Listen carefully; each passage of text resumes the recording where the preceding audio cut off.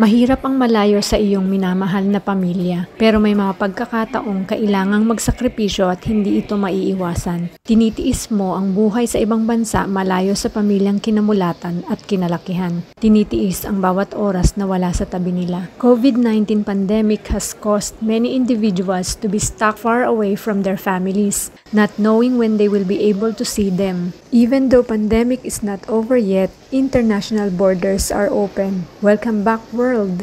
Halos mag-aapat na taon na kong hindi nakauwi ng Pilipinas dahil sa pandemic. Matagal-tagal na rin simula nang huling nakapasok ako dito sa Sydney Airport.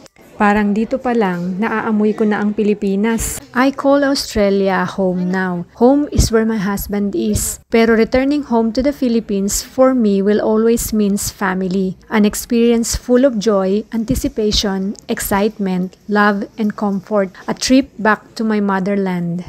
Kaya ngayong pauwi ako, syempre ramdam ko lahat ng ito.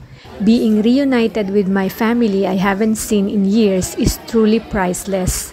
Thank God sa technology dahil nakikita at nakakausap natin ang mga mahal natin sa buhay kahit miles apart. Pero syempre, iba pa rin kapag kasama mo sila ng personal. Saan nga ba napunta ang halos 4 na taon? Yung mga pamangkin ko na ang liliit pa last time I visited them. Ngayon ay nagsilaki na. At nadagdagan na naman ng mga anak ng inyong tita mami. First time to meet my second nephew, Ramiel, ang bunso ng pamilya.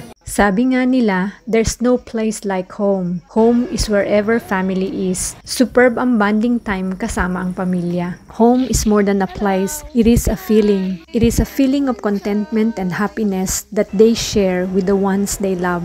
Home means that no matter what one is going through, kahit ano pang pinagdadaanan niya, no matter how challenging life gets, kahit gaano man kadami ang dumating na pagsubok sa buhay niya, nandyan pa rin ang tahanan na kaniyang mauuwian. One knows that a place is their home when they are comfortable enough to present a true description of themselves because they know that they will receive absolute acceptance.